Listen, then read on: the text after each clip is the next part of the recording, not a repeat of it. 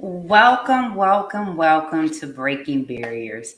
This episode is going to be phenomenal because it's one of the topics that I really like to discuss is communication. How do we communicate? Giving the world that we live in from a virtual standpoint, which has really transitioned in the last 3 years, how do we effectively communicate? How do we effectively communicate with our personal life as well as our professional life? I am about to bring up a phenomenal woman, Coach Alicia. She's an expert of this particular niche that we're going to talk today in breaking barriers. Now, I welcome to the platform the phenomenal, angelic Coach Alicia. How are you? I'm good. Thank you so much, Chastity. Lovely to see you. Lovely to see you as well. So, I am going to let you know a little bit something about this awesome person. And I was very impressed when I was reading her book. Here's her book. I'm going to Yay! promote it. Basically, communicating through change, lessons learned from real life. And when I was reading it about the author, the first thing came out on the first sentence, she was a lawyer. And if anybody knows anything about being an attorney, they talk, they have to communicate. And she specialized in family law.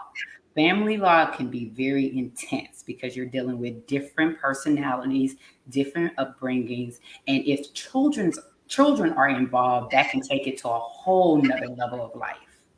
Yeah.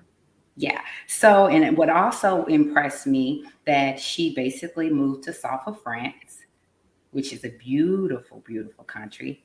And she began working on the radio, communication, right? And she in event management. One thing I wanted to ask, what made you get into event management? Oh, I think because it's about helping people get organized and also to really manage talent as well, which I love. I think the event management was because of my organizational skills and also to be helping people in that way. So it was a nice step out of the law without being illegal and unlawful, and it took me into a direction where I was beginning to help people in a different way, but also at the same time using my organizational skills. So, yeah, I really enjoyed it. And I still enjoy it when I do some work in talent management and event management too. Awesome, awesome. Well, we're going to talk about addressing communication and the change in that it has. And in your book, you have several chapters that discuss basically communication. How do you address that?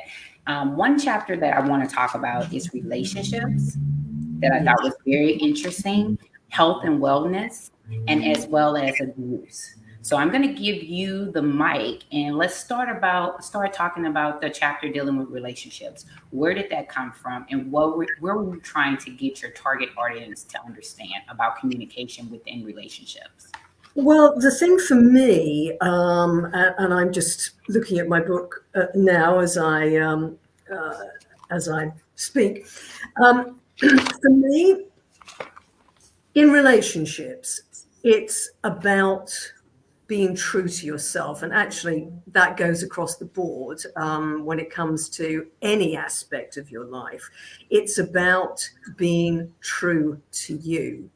And for me, the personal experience was that I got married to a man because it was the conventional thing to do and it was the right thing to do, in inverted commas.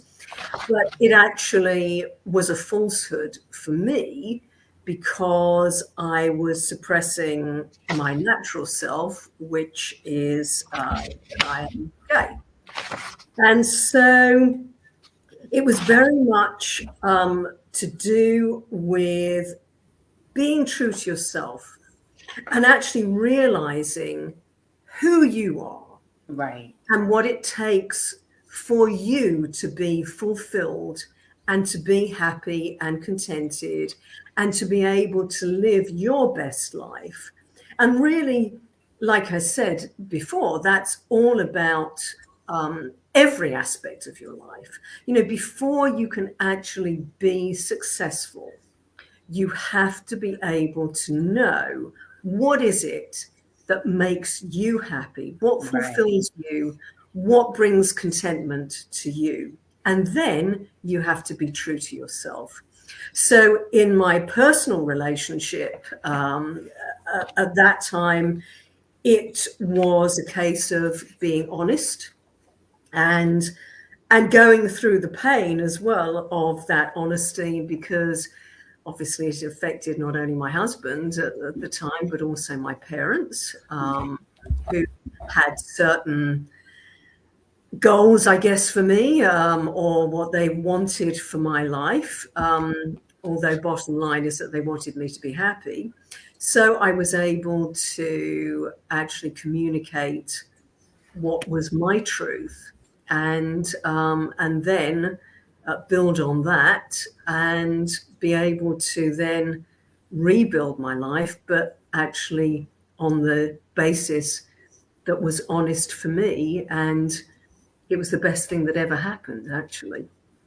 What I like about chapter one relationships is really the first quote that you say. What I have learned is that you cannot live in falsehood. Yes, And yes, everybody's falsehood is different, absolutely. because their perspectives and perceptions are different. I basically try to tell my audience, you have to find your happiness, because a lot of people don't talk about happiness. We talk about being successful, and don't get me wrong, one part of my platform is to be successful, and as well as to be mindful, but we never talk about the first element of being happy.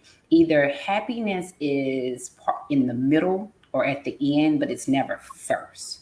And in order for you to not live a falsehood, you have to learn how to be happy with who you see in the mirror. Not saying that you won't have flaws, not saying that things won't be challenging in your life, but are you happy with those decisions that you're making in your life? And can you look yourself in the mirror and say, I am Chastity Sonier, and I love who I see despite the adversities in my life? Yes, yes, I think you're absolutely right, Chastity, because the thing is that I feel that in order to be happy, you've got to know what makes you happy, and you've got to know who you are and what your truth is, what is honest for you. And then when you know what that is, actually living your life then in that way, according to your truth, your honesty, and your authenticity. When I teach the communication skills in terms of, how to present yourself, it's very important that I say to my students, you have to be authentic, because people will see through it if you're not actually being yourself. And so, in every aspect of your life, you have to be true to you. And then you build your boundaries as well.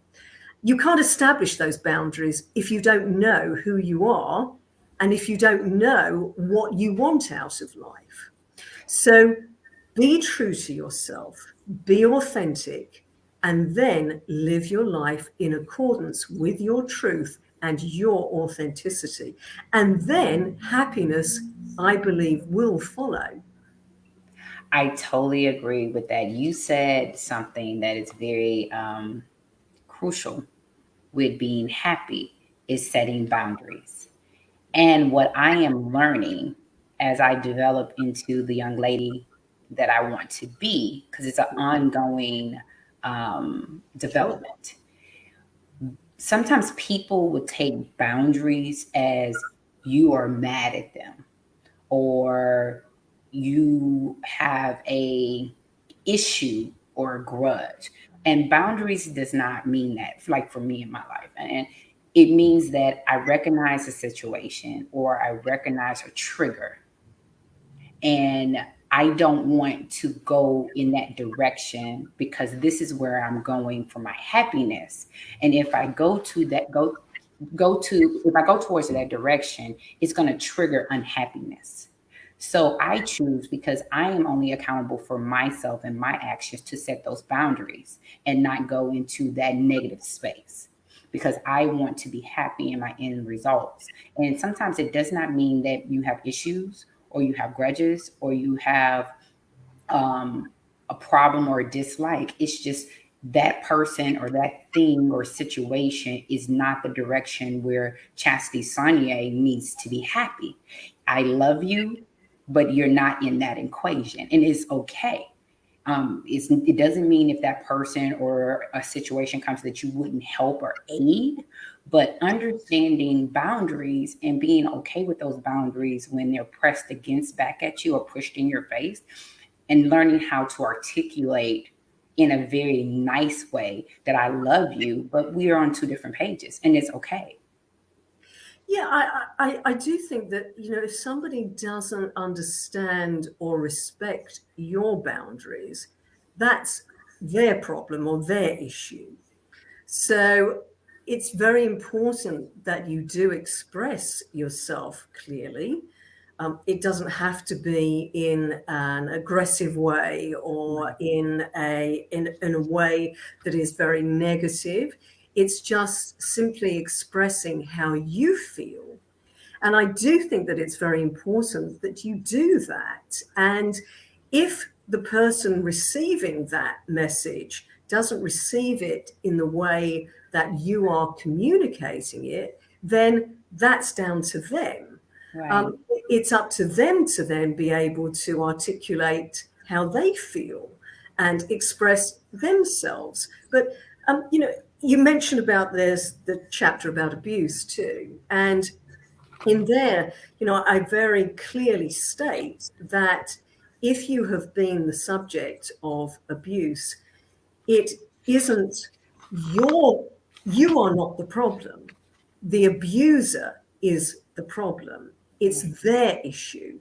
And you should not take on board that you are the problem. They are the problem. And it's the same when you stipulate your boundaries. If somebody does not respect that, that's their problem and their issue. If you are being true to yourself and expressing yourself clearly and saying it how it is, non aggressively, you're not producing conflict, you're simply saying how it is for you, then somebody should respect that. Even if they don't necessarily understand it, Or they should agree. respect you. Yes, absolutely. Yes, yes. Well, you jump to the abuse chapter, which is chapter 6, and I'm going to go that way. I love that. I love your quotes. I'm a quote person, and I love that you take ownership and you say, "What I have learned." And I think that brings me into like, okay, what has she learned? And how can I relate to what she's learned and apply it to my life? And you say, what I have learned is that buried emotions will manifest and rise to the surface. The key is not to bury them back down, but confront them to understand them at a deeper level. Doing so leads to healing and freedom of the spirit. I truly believe in that statement. And part of my platform is talking about being able to live in your emotions. Your emotions are rightfully your emotions. Yeah. If it's emotion of fear, hatred, anger, love, joy, whatever that is your emotion, and you are allowed to feel that. But if it's a negative emotion, you should not bury it, because, like you're saying, it will manifest.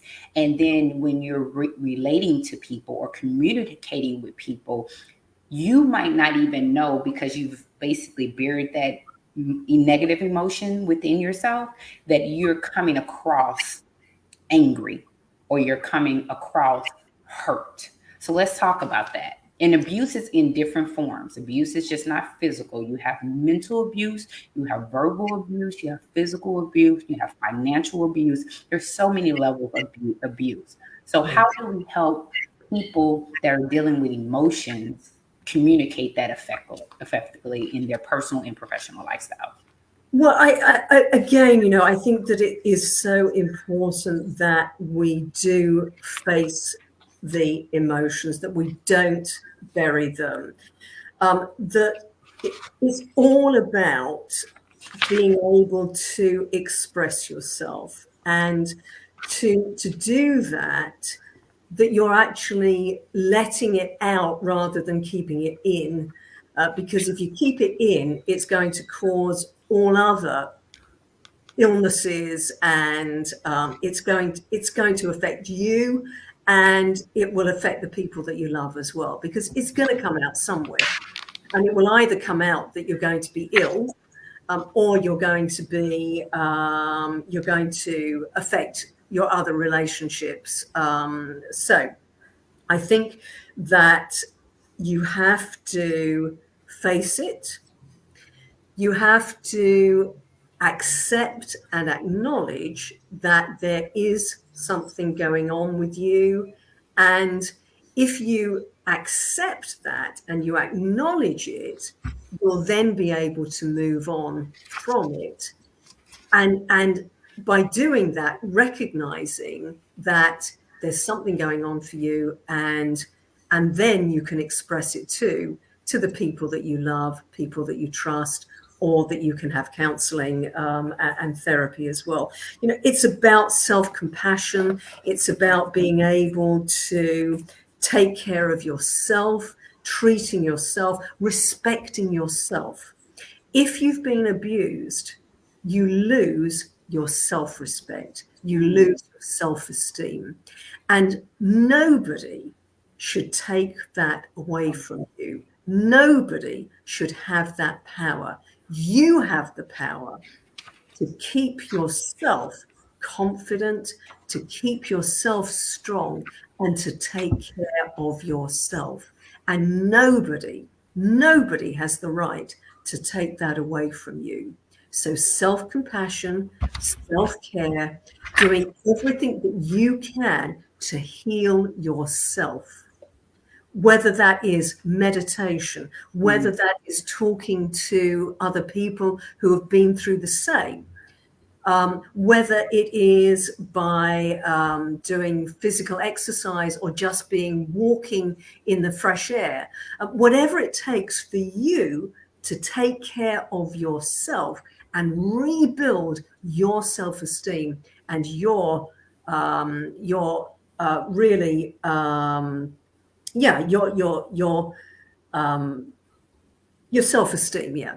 Sorry. I was looking at my book at the same time. Nobody has the right to take that away from you. So, I often say that if somebody throws a ball at you, you don't have to catch it.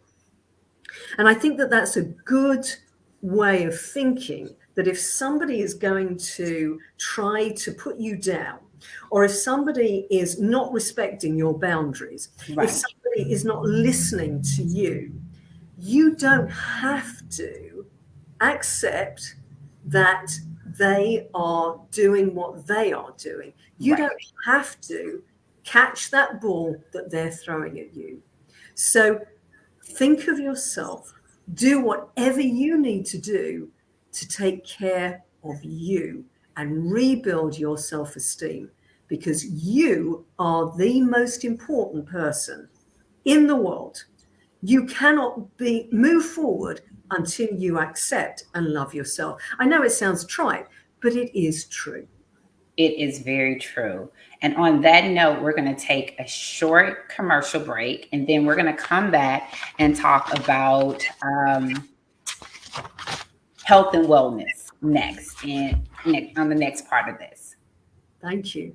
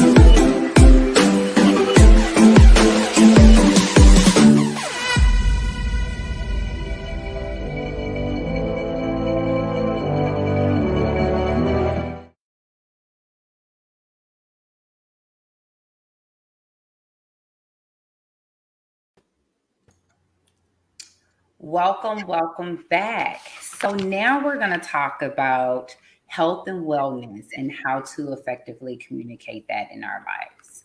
Again, I like how you start each chapter out with something that you have learned, and I'm going to read this as well. What I have learned is that we need all aspects of life in moderation, not excess, pace to give us power. Let's talk about that power and the power that's, I believe, some people, and because my show really targets women, sometimes we don't realize the power that we possess within. That's very true, actually. Yes. And I think that as women, what we tend to do as well is to not so much suppress it, but we might actually put it to one side because we're so busy thinking about everyone else in our lives and not ourselves. And it's interesting because it does actually bring us back to what we were talking about in the first segment of the show, which was about being authentic and being true to yourself.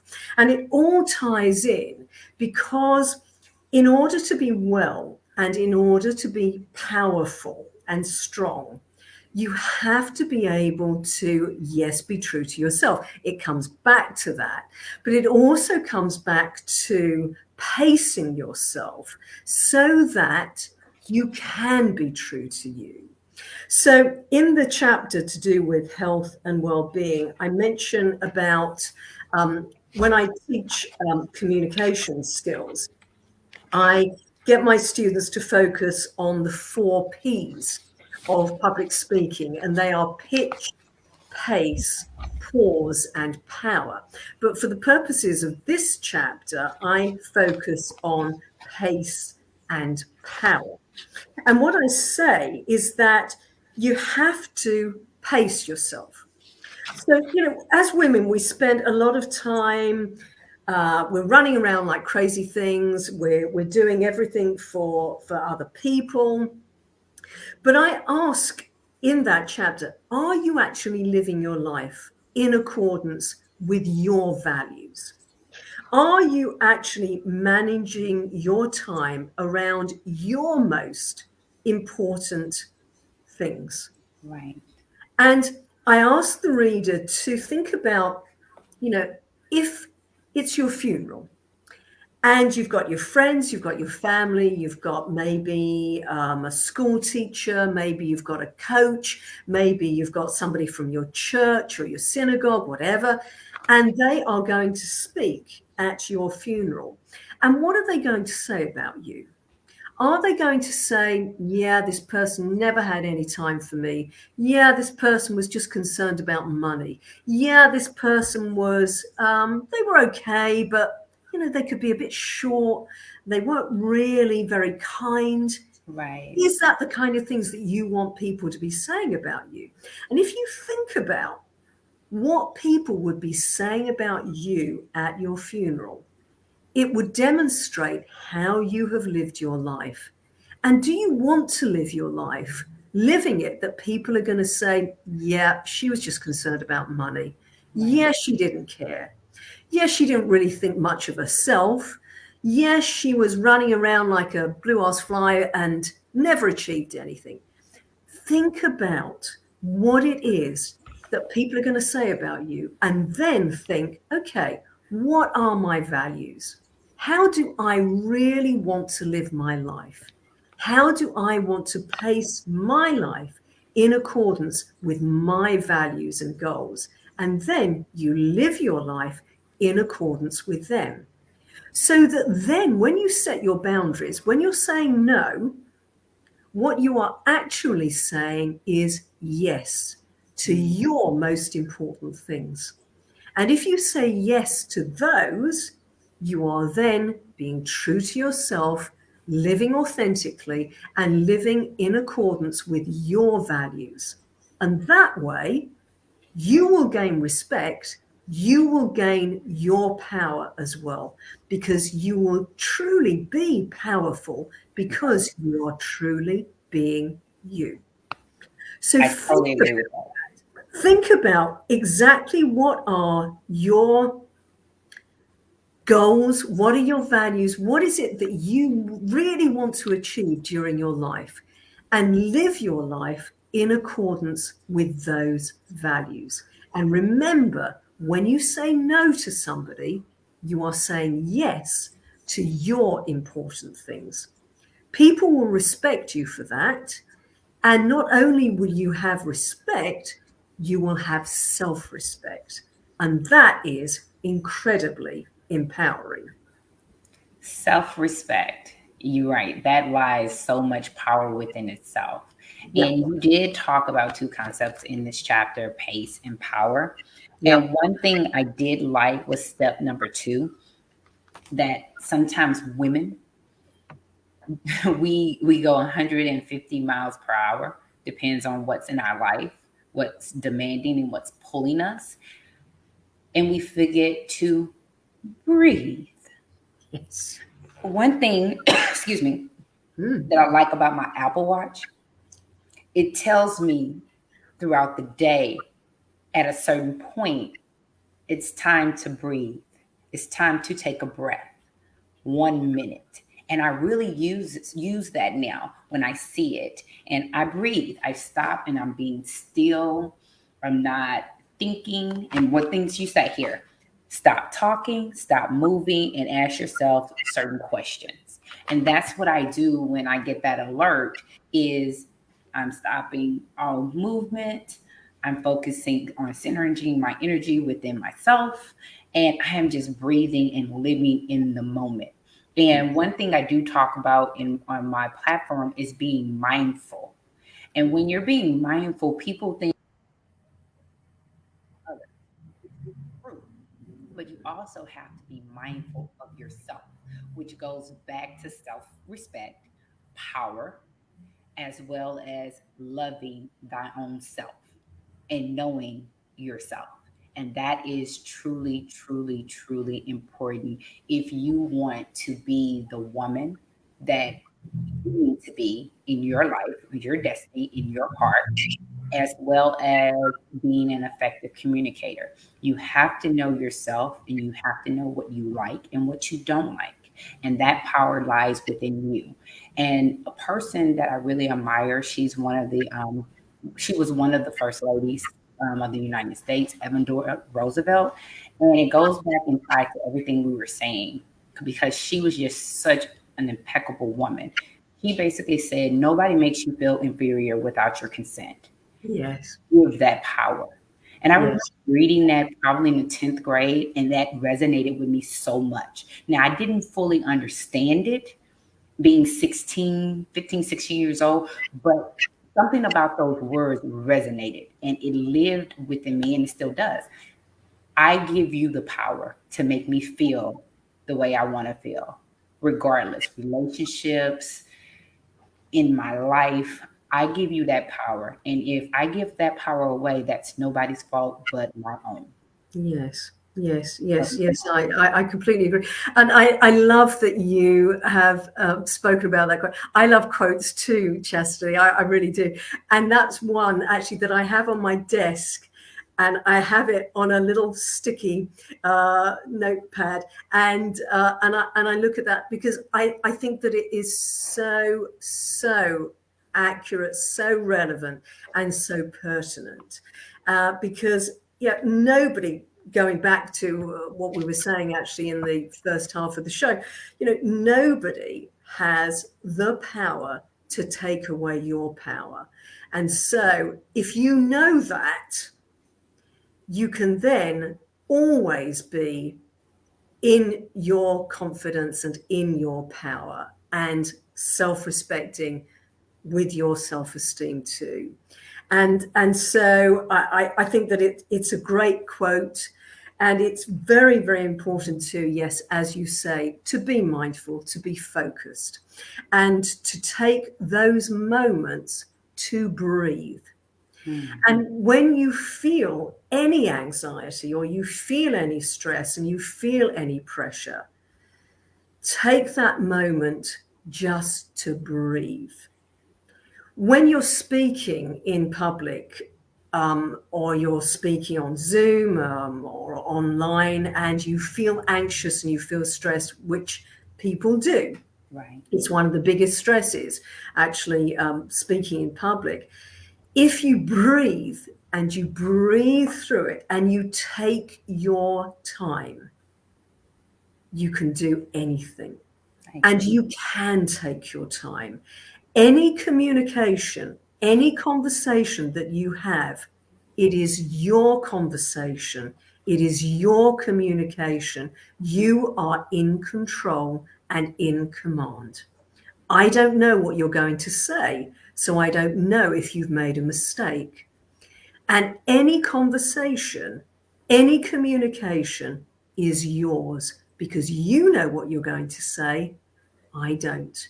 So you are always in control and in command. Take your time, breathe, and then speak or listen. That is true. Well, we're at the end of this segment. So, what I like to do at each segment, at the end of each segment, is give my speaker, my guests, a time to give my audience a gem that Oh they my can take goodness. away, Oh, like food for thought. And then also, I give the platform for them to get to know a little bit about you and what you're doing, what your new endeavors are, how they can get in touch with you. okay. So, well, I am Alicia Sedgwick. I am a communication coach, and yes, I'm the author of Communicating Through Change. And that book you can get on Amazon all over the world, and it's in paperback, Kindle version, and Audible. I actually recorded the audio version so you can listen to me if you don't want to read it. And I do a lot of training and coaching in communication, helping people to express themselves and to find their voices and to be able to speak up.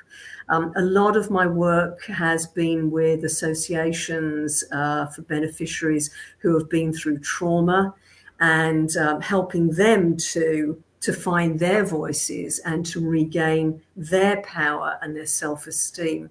And for me, it's all about communication, because if you can do that effectively, you are going to be successful in your life, and you will also be happier in your life too.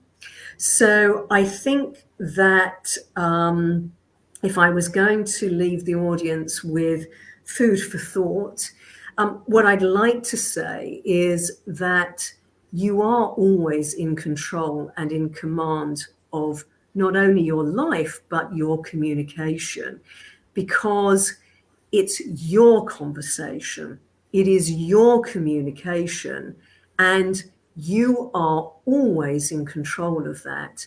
And if you feel that you cannot express yourself and you can't do that clearly, then you need to come and see me. And you can go to my website, which is www.aliciasedgwick.com, and you can find me there. And there's also lots of things on that website, lots of blogs to help you to be able to communicate, and to communicate effectively with power. Awesome, Coach Alicia Sedgwick. I have enjoyed this conversation. I normally leave with a gem too, and I give it from my heart, but I really, truly, you don't understand. I've highlighted in this book, I have like little flip pages of, you know. Oh, I love you. So, also, what I love about this book, and I didn't want to get in detail on it because we only had a short period of time, I love affirmations. Affirmations allow me to empower myself. I am this, I am that. And I love that you do affirmations on at each end of each chapter. And one affirmation that I want to give to the audience as a nugget, as a gem, is I create a totally new me in a different environment, shedding old habits and patterns of behavior. I experience wonderful new adventures and embrace the change. I learned the language and culture, and I never made comparisons with my previous location. That is in chapter 10 called relocation. And that resonated with me of being able to deal with change, accepting change, embracing change. And when you do that, you develop who you are. And it doesn't mean that you enhance or you become whatever that change is. That's just another way of you saying, I have some experience behind my belt. And I thought that was very lovely. But I want to tell you, I appreciate you coming on here, giving us some knowledge, speaking your truth. And I look forward to doing more things with you in the future. Oh, I look forward to that too. Thank you so much. And thank you for reading the book and for taking it on board in the way that I really love that you have, and how I want all my readers to do so as well, so that they too can embrace change, that they can recognize things in their own lives and be able to deal with them and communicate through them. So thank you, Chastity. It's been an absolute pleasure. Awesome, awesome. And oh, we have people watching, and I'll just tell you some things. They said excellent session, they enjoyed it, and good communication. So that's Oh, awesome. that's So, lovely. Thank you. Thank you. so Thank you. Thank you. two thumbs up. So again, thank you, and you have a good evening. Thank you. I truly had a wonderful time talking to Coach Alicia. She is phenomenal, and I have been following her. She doesn't know. Well, she does know now. She is one of the persons that I follow and I listen to concerning communication, because communication is very, very important in our life, in our lifestyles, and where we're going with technology booming, etc. So learning how to communicate and improving your communication skills. Even if you are an excellent communicator, note that you can always improve in your communication skills and allow yourself to grow. And when you do, you become powerful and you become basically magnificent in your niche, in your trade. Until next time, I thank you for spending your lunch, your last 30, 40 minutes with Master Life Coach Chastity Sonier. If you need anything from me, you know where to reach me on any one of my social media platforms or my website, www.chastitysonier.com. You can connect with me on Facebook or on Instagram. If you want to contact me via email, please contact me at info@chastitysonier.com. Remember, be mindful, be successful, and be happy. But make sure that you do everything in your life intentionally and be who you need to be in your life. Until next time, take care. Bye bye.